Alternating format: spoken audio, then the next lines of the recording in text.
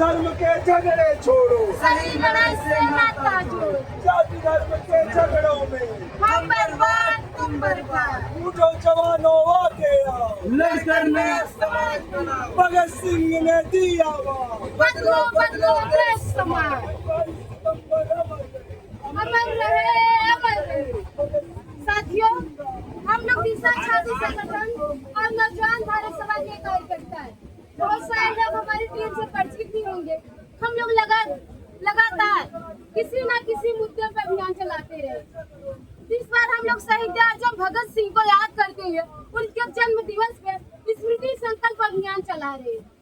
उनके विचारों को, विरासत को, सपनों को लोगों के बीच में लेके जा रहे हैं। साथियों, भगत सिंह के मूर्ति, फोटो जगह जगह पहुंचा दिए गए, लेकिन जो उनके विचार थे वो लोगों के बीच में नहीं पहुंचाए गए।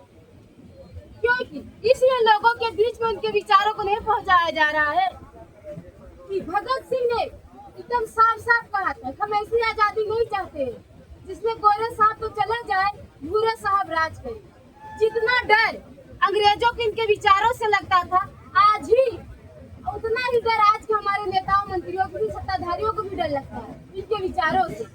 इसीलिए इनके विचारों पे धूल और मिट्टी डाली जा रही है, लोगों के बीच में नहीं पहुंचाया जा रहा। हमारे क्रांतिकारी लिखते हैं, किसी भी क्रांतिकारी को बुलाना है तो लोगों के बीच से उनके विचारों को काट दीजिए, उनकी मूर्ति पूजा करिए। खुद ही लोग मूर्ति पूजा करेंगे, कभी उनके लेखनी को, उनके विचारों की ओर नहीं जाएंगे, सिर्फ उनको अगरबत्ती फूलमाला ही चढ़ाएंगे। हम लोग मानते हैं कि भगत सिंह को याद करना, उनके मूर्तियों पे फूलमाला चढ़ा देना, व्हाट्सएप पे स्टेटस लगा देना, ट्वीट कर देना नहीं, एक रस्म अदायगी कर देना। सच्चे मायने में भगत सिंह को श्रद्धांजलि देना है, उनके विचारों को पढ़िए, उनके विचारों को लोगों के बीच में जन जन तक पहुंचाइए। क्योंकि 23 साल 5 महीना 26 दिन की उम्र में शहीद होते हैं, उनके आंखों में कुछ सपने होते हैं, एक मकसद होता है, एक समाज बनाना चाहते हैं। ऐसे ही कोई 23 साल की उम्र में नहीं शहीद हो जाता।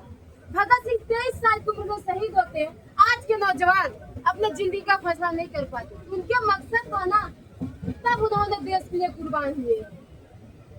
इसीलिए उन्होंने 1924 में पर्चा निकाला था, जिसमें लिखा था, उसकी पहली लाइन यही थी कि चाहे ऊंच हो चाहे नीच, चाहे अमीर हो गरीब, सबके लिए एक बराबर न्याय हो, समानता हो। लेकिन आज आप ही लोग बताइए, क्या है बराबरी, समानता, न्याय पे टिका हुआ समाज है?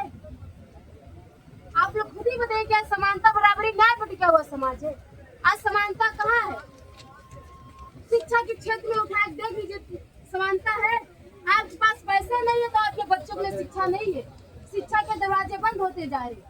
सबसे बुनियादी चीज शिक्षा होती है, जो किसी भी आदमी को सभ्य बनाती है, सोचने समझने के लिए मजबूर करती है। लेकिन आज शिक्षा के सामने पैसे की दीवार खड़ी कर दी गई है। जो जितनी ऊंची दीवार लाग सकता है, उनके बच्चों के लिए कोई बेहतर शिक्षा है। आज चिकित्सा के हालात क्या है कि लोग छोटी छोटी बीमारियों से मर रहे हैं, उनको दवा इलाज नहीं मिल रहा है। सरकारी अस्पतालों को तबाह बर्बाद कर दिया गया है। प्राइवेट स्कूल, अस्पताल लूट के दे कि आपके पास दवा इलाज कराने के लिए पैसा नहीं तो आप मरने के लिए आजाद है। तो भगत सिंह के सपनों का समाज नहीं है। लगातार बेरोजगारी बढ़ रही है, छात्र युवा आत्महत्या करने के लिए मजबूर है। आज स्थिति यह पहुंच गई है कि आज जनसंख्या वृद्धि के दर से ज्यादा आत्महत्या की दर हो गई है। लगातार स्त्री विरोधी घटनाएं बढ़ रही है, और वही सारी घटनाएं बढ़ रही जो अंग्रेजों के दौर में था, लूट, शोषण, अपराध, खसोट, आज भी वही सारी घटनाएं बढ़ रही। तो ऐसे समाज के लिए भगत सिंह कुर्बान नहीं हुए, वह बेहतर समाज के लिए कि समानता हो, बराबरी और न्याय हो, इस समाज के लिए कुर्बान हुए। आज उनके सपने अधूरे हैं, उनके विचार लोगों के बीच में नहीं पहुंचाए जा रहे। इसीलिए हम लोग उनके सपनों को, विचारों को लोगों के बीच में लेके जा रहे हैं। तो आप लोगों को पर्चे मिले हैं, पर्चों में पूरी बात है। हम लोगों उन्होंने नौजवानों के नाम संदेश लिखा था कि विद्यार्थियों का काम है पढ़ाई करना, मुख्य रूप से सारा ध्यान पढ़ाई पर केंद्रित कर देना। लेकिन देश में वर्तमान परिस्थितियों का भी अध्ययन करना चाहिए। देश में हो क्या रहा है उसके लिए भी सुधार करने के लिए आगे आना चाहिए। नहीं तो हम ऐसी पढ़ाई को निकम्मी समझते हैं जो सिर्फ कलर पैदा करता है। तो भगत सिंह ने एकदम साफ साफ लिखा। तो आज भी जुल्म है, अन्याय है, अपराध है, इसके खिलाफ छात्रों नौजवानों को आगे आना चाहिए।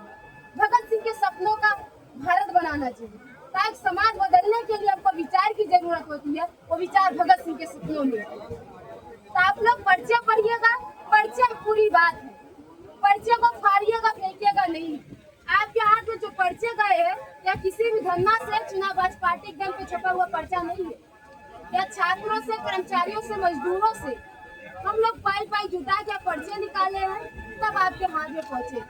तो आपसे दो अपील है, अपने जरूरी खर्चों में कटौती करिए, चार नाश्ते में कटौती करिए, 20, 25, 50, 100, 200, 500 जितना संभव हो सकता है सहयोग करिए। आखिर अपील ये है कि पीछे पर्चे में नंबर है, आप लोग संपर्क करिए, अपने गांव, मोहल्लों, कस्बों में बुलाइए। हम लोग नुक्कड़